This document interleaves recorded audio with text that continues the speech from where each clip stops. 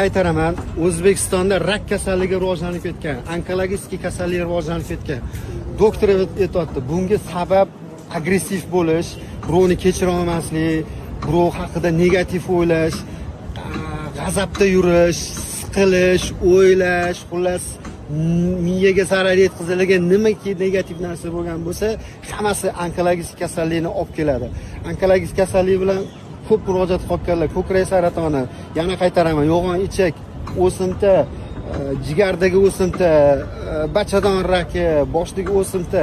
Ishoninglar, mana shu nechta o'zbek o'lim bilan kurashyapti. Qani edi hayotimni, sog'lig'imni, oldingi sog'lig'imni ozginasini qaytarib bersa edi, men hech qachon siqilmasdim, hech qachon o'ylamasdim, agressiv bo'lmasdim.